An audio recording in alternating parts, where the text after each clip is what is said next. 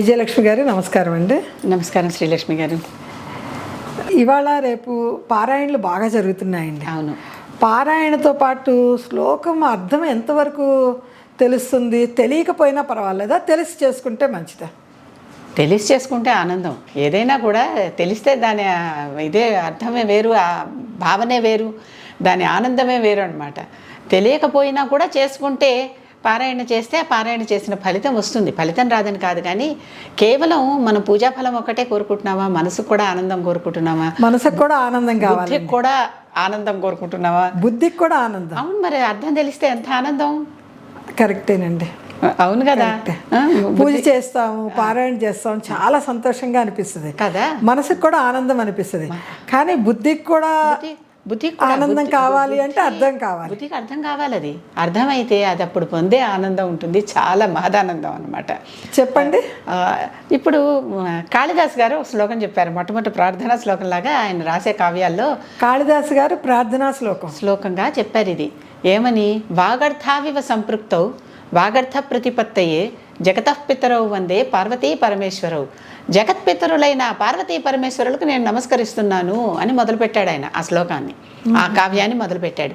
రఘువంశం మొదలు పెడుతూ కాళిదాసు గారి నోటి నుంచి వెలువడింది. దాంట్లో ఆయన ఏమని చెప్పాడు? జగతఃపితరౌ వందే పార్వతీ పరమేశ్వరౌ అని చెప్పుకుంటూ వాగర్థావివ సంపృక్తౌ వాగర్థ ప్రతిపత్తయే అన్నాడు. వాక్కు అర్థం రెండు విషయాలు. వాక్కు అంటే మనం మాట్లాడే శబ్దం, దానికి అర్థం ఏంటి? ఆ వాక్కు అర్థం ఎలా అయితే ఇన్సెపరబుల్లో, విడదీయలేనివో, ప్రతి వాక్కుకి అర్థం ఉండాలి. అర్థం లేని వాక్కు వ్యర్థం కదా. అవునండి కదా. వాక్కు ఇప్పుడు ఏదో బయట బోల్డ్ కుక్కలు, గాడిదలు, అవన్నీ ఏవో పిల్లులు అరుస్తున్నాయి, మనకేమన్నా పదాలు అర్థమవుతున్నాయా? అర్థం కావు. మరి ఆ పదం ఉపయోగం ఏంటి మనకి? నిజమే, అది కూడా ఒక శబ్దమే కదా. కానీ దానికి ఉపయోగం మనకి తెలుస్తుందా? అర్థం లేకపోతే ఆ శబ్దానికి ఉపయోగం మనకి తెలిసిందా? అంటే కొంతసారి కొన్నాళ్ళు వాటితో ఉన్న అనుబంధం వల్ల అది ఇలా అరిస్తే ఇది, అలా అరిస్తే ఇది అని మనమే అన్వయించుకుంటున్నాం. అప్పుడు అర్థం వచ్చాక దానికి తెలుస్తుంది, మనకి విషయం తెలుస్తుంది. అవును. అర్థం రాకపోతే అది ఎందుకు అరుస్తుంది అనుకుంటాం. అవునా? నీళ్ళ కోసం అరుస్తుందో, ఆకలి కోసం అరుస్తుందో. పసిపిల్లలు, వాళ్ళకి పాపం ఏం తెలుసు, ఏదో ఒకటి అరుస్తారు. అరిస్తే వాళ్ళు ఎందుకోసం అరుస్తున్నారు కొన్నాళ్ళ మీదట తల్లికి అర్థమైపోతుంది. అర్థమవుతుంది. అంటే అర్థం తెలిస్తే దాని ప్రయోజనం ఉంది ఆ వాక్కుకి, లేకపోతే వాక్కుకి ప్రయోజనం ఏది? వాక్కర్థాలు ఏ విధంగా అయితే ఒకదానితో ఒకటి ముడిపడి ఒకటి ఉంటేనే ఇంకొక దానికి ప్రయోజనమో, అలాగే వాళ్ళు ఎంత మనకి అలా ప్రయోజనం అని చెప్తున్నాడు. తల్లిదండ్రుల్లాగా, తల్లి లేకపోతే తండ్రి, తండ్రి లేకపోతే తల్లి, మనకు లోపమే కదా. లోపమే, చాలా పెద్ద లోపం. అసలు వాళ్ళిద్దరూ తల్లిదండ్రులు మేము జగత్పితరులం అని అర్ధనారీశ్వరంగా ఎందుకు చెప్పారు? ఇద్దరం ఉంటేనే పూర్ణం అని చెప్పారు. మీ ఇద్దరం ఉంటేనే పూర్ణం, లేకపోతే సగం సగమే అని చెప్పారా?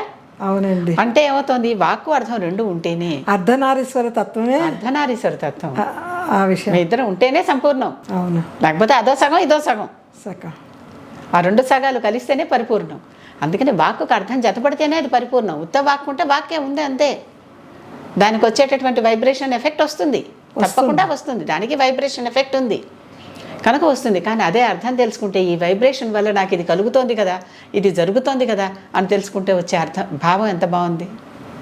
చాలా చాలా బాగుందండి. కనుక అది కూడా తప్పనిసరిగా మనకి తెలియాలి. అర్థం తెలుసుకొని చేస్తే అర్థం లేని చదువు అర్థం అంటాం.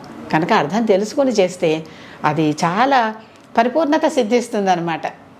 సగం చేస్తే మీరు ఆనందపడతారా, మొత్తం చేస్తే ఆనందపడతారా? మొత్తం చేస్తేనే కదా. కనుక సగం చేసి పారాయణ చేస్తున్నారు, అర్థం కూడా తెలుసుకొని మిగిలిన భావం కూడా పూర్తి చేసుకోండి. రెండు కలిస్తే పరిపూర్ణం. ఎంత బాగా వివరించారు. అది స్తోత్రము తెలుసుకోవాలి, అర్థము తెలుసుకోవాలి. రెండు తెలుసుకొని చేస్తే పరిపూర్ణమైన పూర్ణానందం. శ్లోకం తెలుసుకోండి, అర్థం తెలుసుకోండి, అర్థాన్ని మన జీవితానికి అన్వయించుకోండి. తర్వాత కాళిదాసు గారే చెప్పారు. చాలా చాలా బాగా చెప్పారమ్మ. కాళిదాసు గారు ఎంత గొప్ప కవి అంటే, కవులను లెక్కిద్దామని చెప్పి వేళ్లతో లెక్క పెడుతుంటే మొదటి వేలి మీద కవి కాళిదాసు వచ్చేట, రెండో వేలి మీద ఆయన పక్కన నుంచోబెట్టడానికి కూడా ఏ కవికి అర్హత లేకుండా పోయిందట. అందుకని ఈ వేలికి అనామిక అని పేరు. సంస్కృతంలో పేరు లేదు, అనామిక. అంటే ఏ కవిని ఆయన పక్కన కూర్చోబెట్టేంత అర్హత ఏ కవికి లేదు. కాళిదాసు గారు మొదటి వేలి మీదకి వచ్చారు, రెండో వేలి మీదకి అసలు పేరుకి అర్హత లేదు. అందుకని ఈ వేలికి అనామిక అని పేరు అని. అనామిక మీద చిన్నప్పుడు సంస్కృతం క్లాసుల్లో ఒక పాఠం మాకు. అనామిక ఈ వేలిని అనామిక అంటే ఈ పేరు లేనిది అని. అది అంత గొప్ప కవి కాళిదాసు. ఆయన ఆ వాక్కుని అర్థాన్ని మన తల్లిదండ్రులతో జగత్పితరులైన పార్వతీ పరమేశ్వరులతో పోల్చాడు. పోల్చారు.